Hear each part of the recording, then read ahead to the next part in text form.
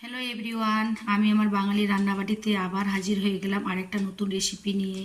আপনারা সকলে কেমন আছেন? ইনশাল্লাহ আপনারা সকলে ভালো আছেন, আমিও ভালো আছি।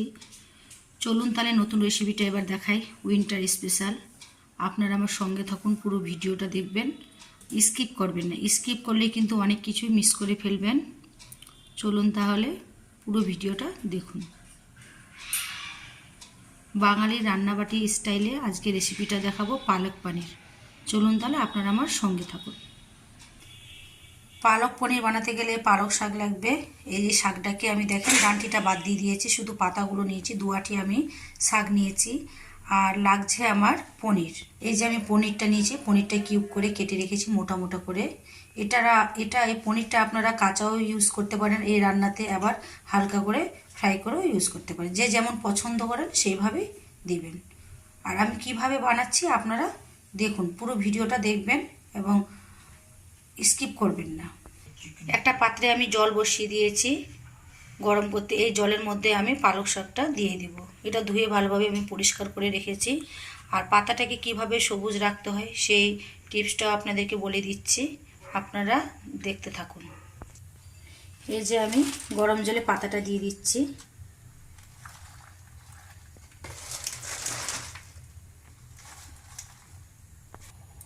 এই যে আমি পালং শাকটা দিয়ে দিলাম। এইভাবে বেশিক্ষণ না, 2 মিনিটের মতো এটা জাস্ট নরম করতে হবে। 2 মিনিটের মতো, 2 মিনিটের বেশি করবেন না। এখন আমি যেটা করব, একটু সোডা দেব। এই যে আমি অল্প করে সোডা দিয়ে দিলাম, তাহলে কালারটা খুব সুন্দর থাকবে। যেনাদের কাছে সোডা থাকবে না, আপনারা এই জলে একটু চিনি দিয়ে দিবেন, কোনো অসুবিধা নেই। আর এটা সঙ্গে সঙ্গে তুলে ঠান্ডা জলে দিয়ে দিবেন বা বরফ জলে দিয়ে দিবেন। আমার ফ্রিজে জল আছে 1 বোতল, ওই ঠান্ডা জলে আমি এটা দিব। 2 মিনিটের মতো এটা আমি রাখবো গরম জলে। আমি 2 মিনিট পরে ফিরে আসছি। এই যে আমার 2 মিনিটের মতো হয়ে গেছে। এখন আমি পাতাটাকে তুলে নিচ্ছি।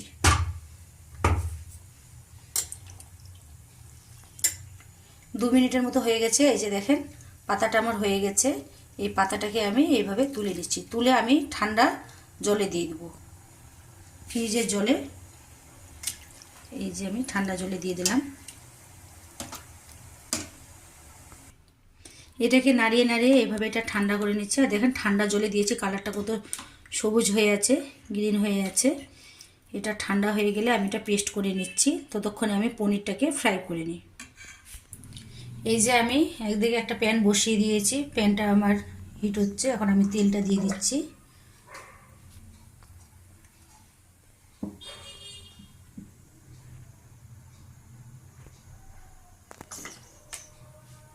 তেলটা আমার হিট হয়ে গেছে। এখন পনিরগুলো একটা একটা করে দিয়ে দিচ্ছি।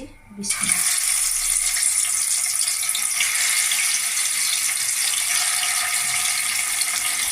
মোটা মোটা করে পনিরটা কাটতে হবে নিজের আকারে।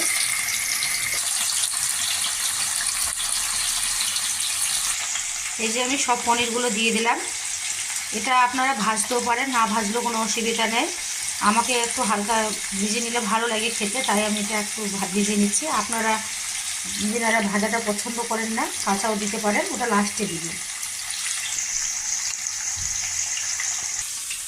এই যে পাতাটা ঠান্ডা হয়ে গেছে।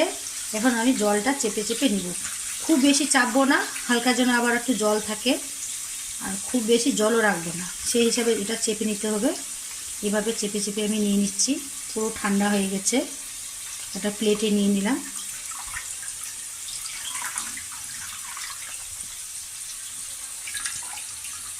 এই যে চেপে চেপে আমি নিয়ে নিলাম।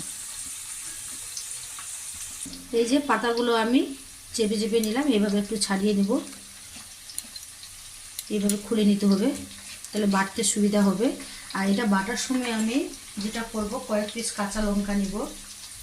এই যে কয়েক পিস কাঁচা লঙ্কা নিলাম, আর একটু ধনিয়া পাতা দিচ্ছি। এই যে অল্প একটু ধনিয়া পাতা, এটা আমি এখন পেস্ট করব। এটা অপশনাল, এটা আপনারা দিতেও পারেন, না দিলেও কোনো সমস্যা নেই। একটু আমি ধনিয়া পাতা নিলাম। এইদিকে আমি পনিরটাকে উল্টা পাল্টে ভেজে নিচ্ছি। যে হয়ে এসছে আমার পনিরগুলো। খুব আস্তে হাতে কাজটা করতে হবে।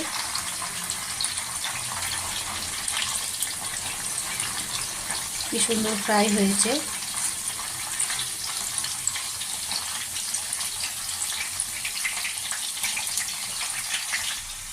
যেগুলো আমার ভাজা হয়ে গেছে এগুলো আমি তুলে নিব।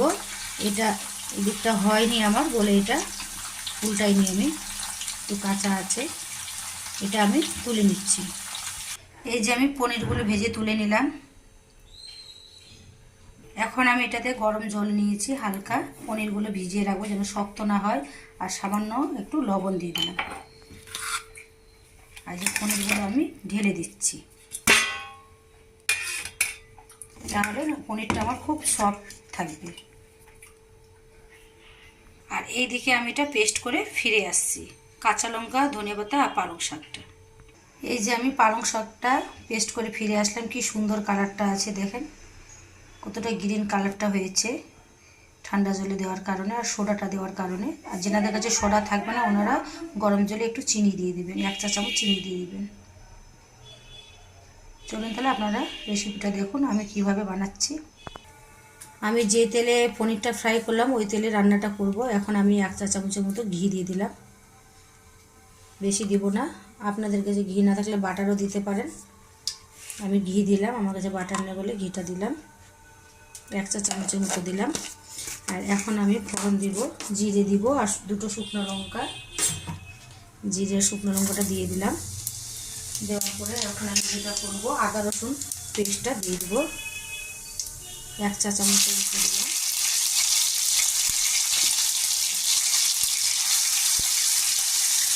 আদা রসুনটাকে ভেজে নিয়ে আমি তারপরে আমি পেঁয়াজ কুচনোটা দিব।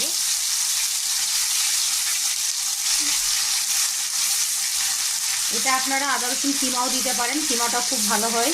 আমি কিমাটা দিলাম না, আমি আদা রসুন পেস্টটা দিলাম।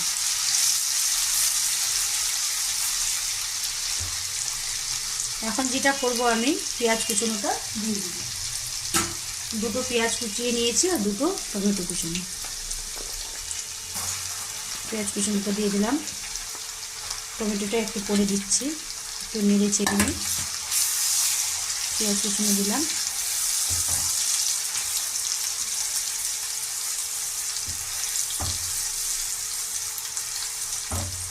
সামান্য একটু লবণ দিব যেন পেঁয়াজটা একটু নরম হয়। সামান্য একটু লবণ দিলাম।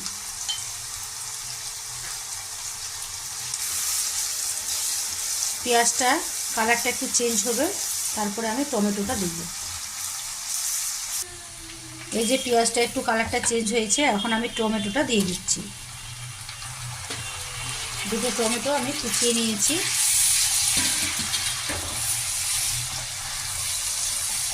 এটাকে এখন আমি ভালোভাবে ভাজবো। মশলাটা একটু করে দিচ্ছি, আমি 1-2 মিনিট করে দিচ্ছি। টমেটোটা অনেকটা নরম হয়ে গেছে। এখন আমি ঝাল, যে যেমন ঝাল খান, এটাতে বেশি ঝাল হলে ভালো লাগবে না, ঝালটা একটু কমই রাখতে হবে। আর একটু লঙ্কার গুঁড়ো দিলাম স্বাদ অনুসারে। আর এখন দিব আমি জিরে ধনে পাউডার দেব। এটা আমার সব হোমমেড মশলা। জিরে ধনে পাউডার দিলাম 1 চামচের মতো, আর বেশি দিব না। আমি অনেক মশলা মশলা করবে, খেতে ভালো লাগবে না। আর দিব আমি সামান্য একটু হলুদ দিব, খুব সামান্য, খুবই সামান্য একটু হলুদ দিলাম, বেশি হলুদ দেব না। আর স্বাদ অনুসারে আমি একটু লবণ দিব। এখন এগুলো আমি এইভাবে একটু নাড়ব।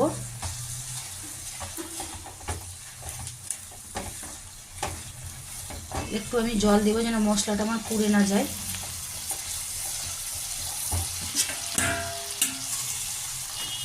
একটু জল দিলাম, মশলাটা আমার পুড়ে না যায়। তারপরে আমি একটু করে টক দইটা দিব।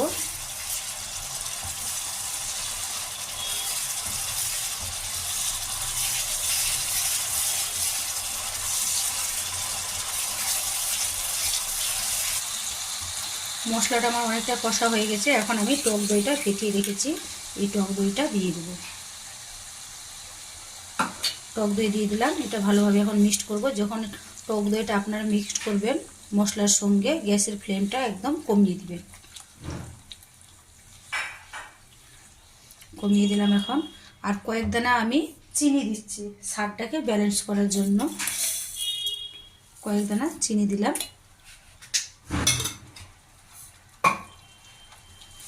এখন আমি এটাকে ভালোভাবে কষবো। যেনাদের কাছে টক দই থাকবে না, আপনারা একটু লেবুর রস দিবেন, সামান্য একটু। অনেক সময় পালং শাক একটু কষা করে খেতে একটু তেতো তেতোর মতো লাগে, তার জন্য এই সব কিছু দেওয়া। এই যে দেখেন মশলা থেকে অনেকটা তেল ছেড়ে এসছে। এখন আমি যেটা করব, পালং শাক বাটাটা দিয়ে দিব, যে বেটে রেখেছিলাম এটা আমি দিয়ে দিলাম। এটা দিয়ে এখন ভালোভাবে মিক্সড করব।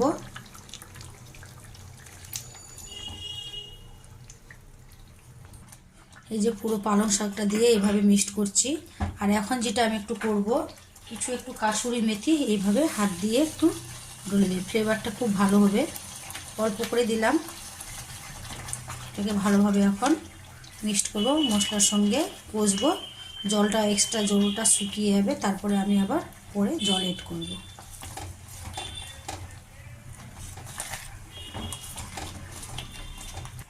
আমি ঢাকা দিয়ে দিয়ে এটা ভালোভাবে জলটাকে শুকাবো, নাড়তে থাকবো, কন্টিনিউ নাড়তে থাকবো, ঢাকা দিব নাড়তে থাকবো। এইভাবে ঢাকা দিয়ে দিয়ে আমি কন্টিনিউ এটা নাড়বো যেন জলটা শুকিয়ে যায়, এক্সট্রা যেটা জল আছে। আমি তাহলে 2 মিনিট করে ফিরে আসছি। কন্টিনিউ নাড়তে নাড়তে দেখেন কতটা জলটা শুকিয়ে এসছে আর তেলটা উপরে ছেড়ে এসছে।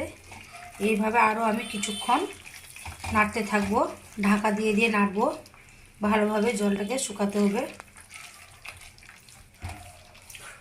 আবার আমি গ্যাসের ফ্লেমটা হাইতে করে দিলাম আর ঢাকা দিয়ে দিলাম। আমি আবার 2 মিনিট অন্তর অন্তর এইভাবে নাড়তে থাকবো।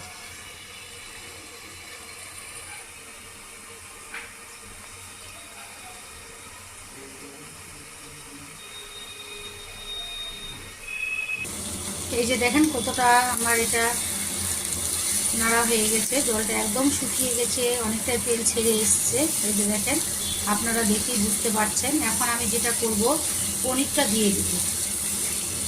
আমার যে ব্লেন্ডারে আমি বেটেছিলাম শাকটা, ওই শাকের বাটিটা ধোয়া জলটা আমি দিয়ে দিচ্ছি, যেহেতু এটা আমার অনেকটা কষা হয়ে গেল। এখন আমি পনিরটা দিয়ে দিব। আর আপনারা অতি অবশ্যই রান্নার মাঝখানে লবণ ঝাল মিষ্টি সব কিছুই চেক করে নেবেন। এখন আমি পনিরটা দিয়ে দিচ্ছি।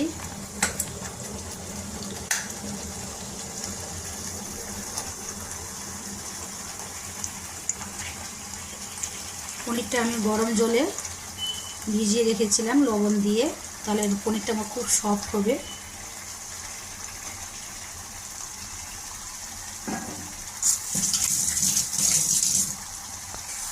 এই যে এখন আমি এটা মিক্সড করব এইভাবে।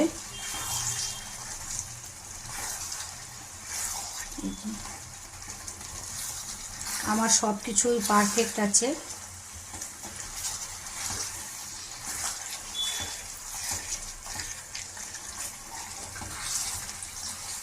কি সুন্দর লাগছে দেখতে, খেতেও কিন্তু দারুণ হয়েছে। আপনারা একবার ট্রাই করে দেখতেই পারেন পালক পনির।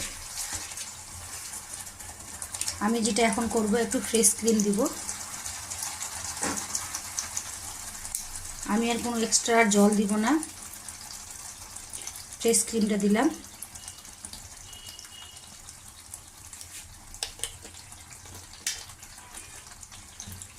সামান্য একটু গরম মশলা দিব, খুবই সামান্য দিব, বেশি দিলে ভালো লাগবে না।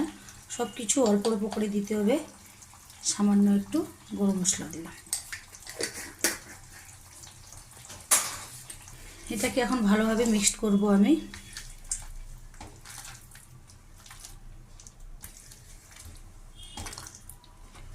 গ্যাসের ফ্লেমটা এখন আমি হাইতে করে দিলাম।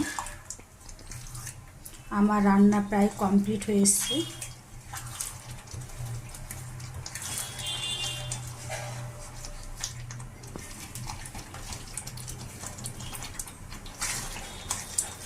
জাস্ট 2 মিনিটের মতো আমি ঢাকা দিয়ে দিচ্ছি।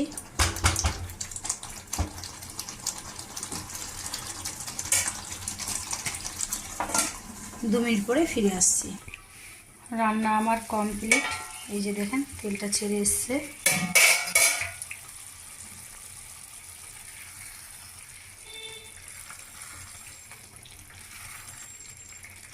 এটা ঠান্ডা হয়ে আসলে আপনাদেরকে আমি পরিবেশন করে দেখাচ্ছি। কি সুন্দর হয়েছে, কালারটা খুব সুন্দর এসছে। আপনাদেরকে ক্যামেরায় বোঝাতে পারছি না কালারটা কতটা সুন্দর এসছে।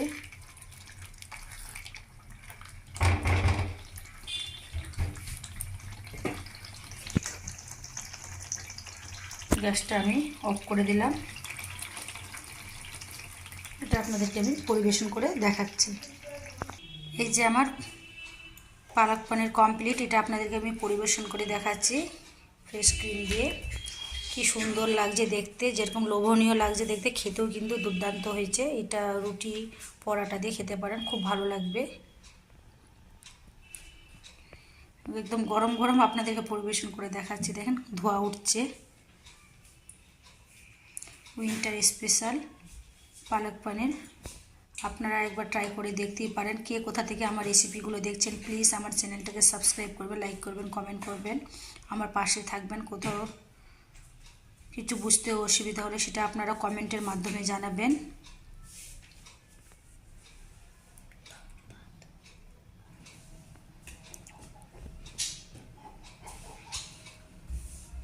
ধন্যবাদ।